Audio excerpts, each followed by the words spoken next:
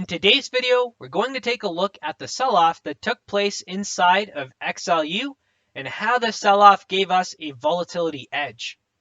The live scanner inside of our stock volatility box platform identified 3 energy stocks for you about an hour before the actual sector breached our models, which gave you an early opportunity to enter in this overall move. So let's jump in. We'll start with taking a look at XLU first and then make our way to the 3 individual stocks. Now, XLU breached our daily volatility box models when price action crossed below our aggressive volatility box model clouds. And you can see here, it took place with the wick of this green candle. Now, this was very quick. You didn't really get much of an opportunity. This is a 2-minute time frame chart.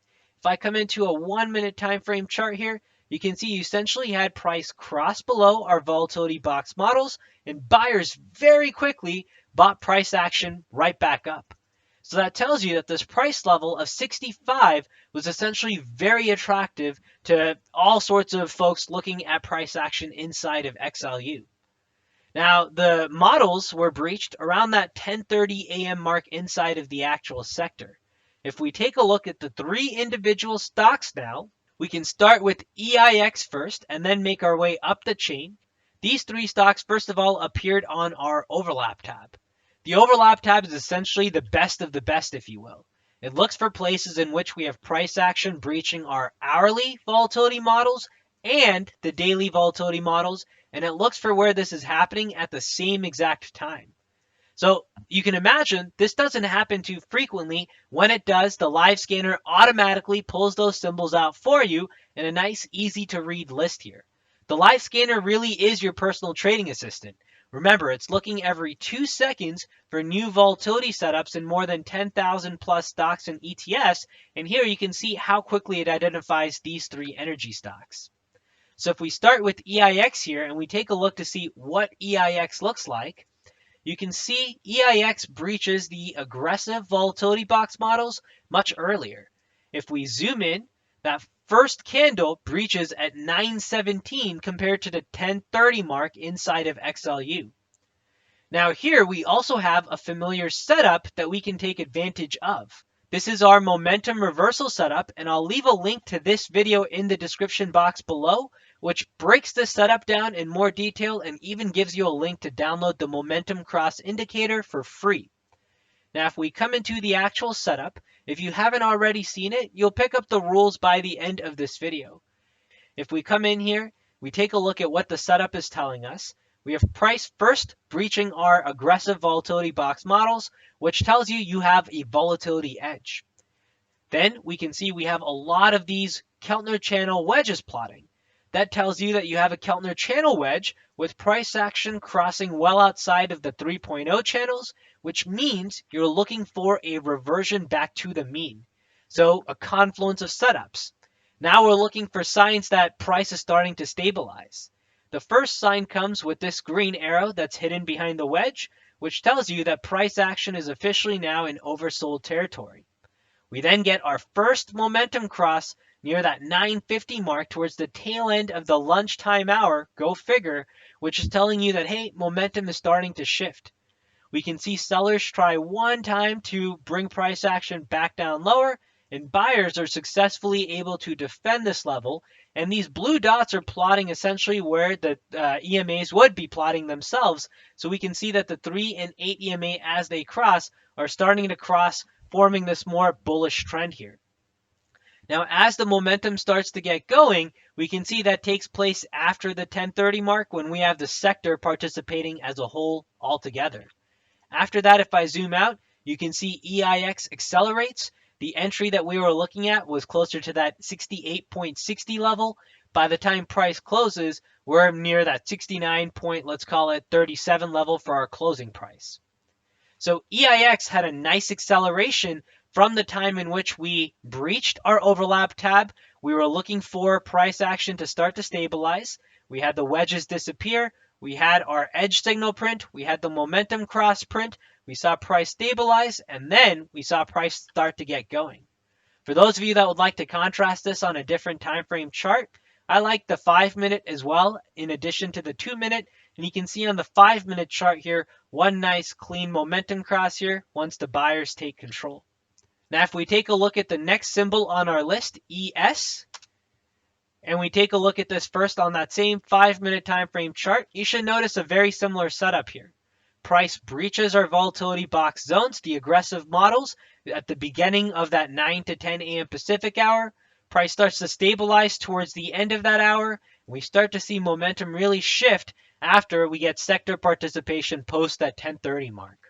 The 5-minute chart really makes this look nice and clean. And if we zoom into some details on the 2-minute time frame chart, you'll notice the same idea that we just went over inside of EIX. Price breaching, giving us a volatility edge. Price giving us a Keltner channel wedge. We see at least 5+ of these wedges plotting. We see the edge signal confirmation, and we see the momentum cross taking place here, in this case, multiple times inside of ES. Finally, the last symbol on our list is WEC. So if we take a look at a chart of WEC, you should again spot a familiar pattern now. Price breaches our volatility models. We see price start to stabilize. We see signs of momentum reversing, and then momentum starts to pick back up. And the live scanner has made it really easy to identify exactly where these opportunities are. In today's case, at least for these energy stocks, that 5-minute time frame worked out really nicely. Usually the 2-minute, I think, is the more aggressive one to be using. The 1-minute, I find, adds too much noise. Now, finally, as a quick little bonus, for those of you that are interested, we also had 2 tech stocks, Microsoft and Netflix, hit our live scanner. And we don't typically see these stocks hitting our live scanner, so I thought it was worth calling them out. Now, Microsoft, we had the rally take place over essentially what was 1 hour, and this rally was so strong that it inverted our volatility box clouds. You can see here the green clouds are typically above and the red clouds below. In this case, we can see the inversion taking place, which gives you an idea of just how strong this buying pressure really was inside of Microsoft. Now, this buying pressure came, this big green candle was on the backs of news around pricing for their AI-based products, where you had things like Copilot AI, I believe that was getting introduced, and I think that was with 365 as well, where businesses had to pay $30 per user per month. So the market got excited at the prospects of additional revenue streams here inside of Microsoft. But if we put that into perspective here of just how optimistic buyers became, that level was much greater than the volatility we're typically used to seeing. Even if you load in something like a 5-minute 90-day chart, it would be hard to find when price action has done something similar to what it did as it did today with the news around this AI pricing. You can see we can't really see anything like this inversion taking place. Finally, the last stock I'll conclude with is Netflix. Netflix, we had a lot of momentum and optimism taking place ahead of its earnings report tomorrow. If we take a look at the live or the news report here, we can see the same thing. Netflix shares are trading higher ahead of tomorrow's earnings report. So we have a lot of optimism baked in. Netflix reports tomorrow after the close, but as of right now, we can see that there's a lot of bullish expectations baked inside of Netflix. So you can imagine what happens if, say, Netflix were to miss those bullish expectations, by even a little bit. We might use something like, say, the Smarter Earnings Indicator to piece together this knowledge to see how often or what tends to happen, say, when Netflix either misses, or how often does Netflix tend to, say, have bearish gap and goes. And we can use this to build a better profile for what we expect Thursday's trading activity to be like.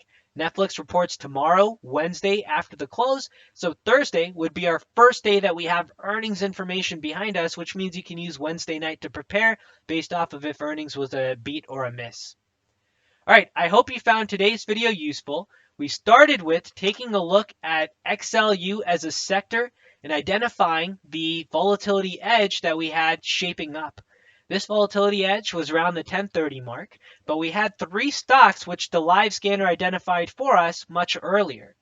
EIX, that was one stock. We saw the same setup across these 3 stocks, but EIS, which was Edison, ES, which was Eversource Energy, and then finally we had WEC, which was WEC Energy Group. And in all 3 of these stocks, we saw the setup taking place around the same time with the breach towards the 9 to 10 a.m. Pacific hour.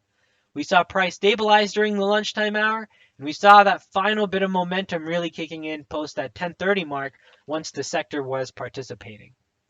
All right, I hope you found this video useful. Take care, everyone. Good luck trading, and we'll see you in the next update.